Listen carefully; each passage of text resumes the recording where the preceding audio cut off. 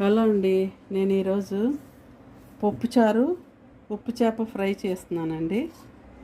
దానికి కందిపప్పు half glass తీసుకున్నానండి.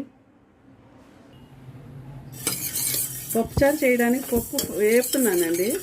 దోరగా వేయించిన తర్వాత నీళ్లు పోసి కుక్కర్లో పెడతాను. చింతపండు ఇంత తీసుకున్నానండి పప్పుచారుకి.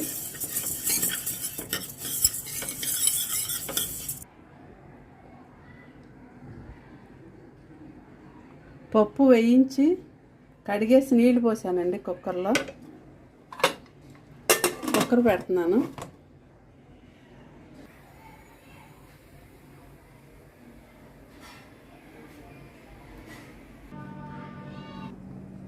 పప్పు 5 విజిల్స్ వచ్చినాయండి, మెత్తగా ఉడికిపోయింది. ఇందులో ఇప్పుడు చింతపండు పులుసు పోస్తున్నాను.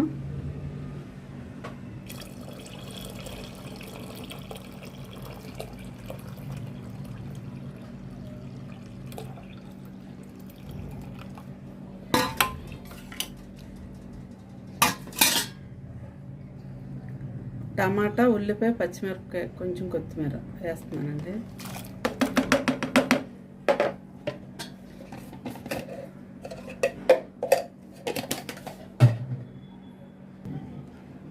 పసుపు వేస్తున్నాను 1/2 స్పూను.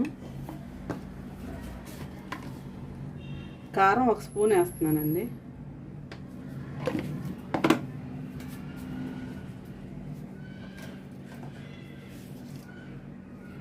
సాల్ట్ ఒక 2 స్పూన్లు వేస్తున్నానండి.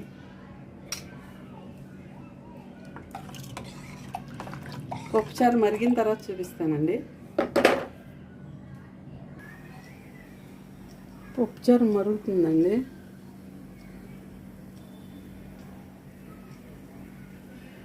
మరిగిపోయిందండి. తాలింపు వేస్తున్నాను.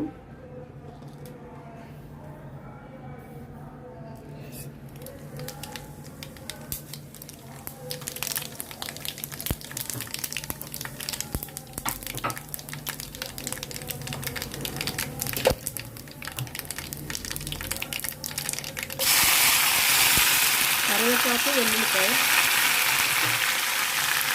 ఎండుమిర్చి,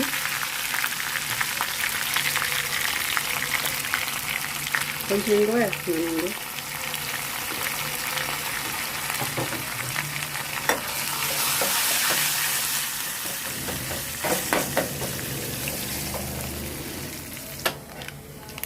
తాలింపు అయిపోయిందండి.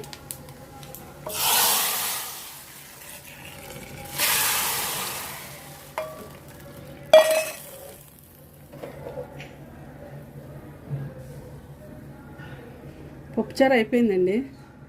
సమ్మర్లో పప్పుచారు, చారు, మజ్జిగ చారు ఇవన్నీ తింటే మంచిదండి ఆరోగ్యానికి.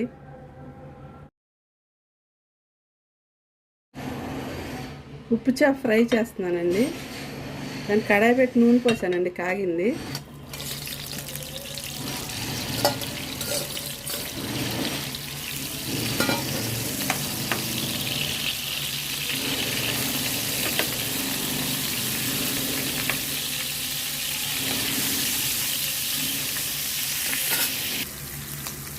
చేప ముక్కలు ఫ్రై అవుతున్నాయండి. ఉప్పు చేప ముక్కలు ఇంకా కొంచెం ఫ్రై అవ్వాలి.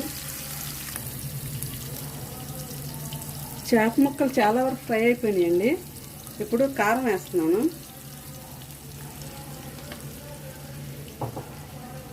కారం, ఎండుమిరపకాయలండి.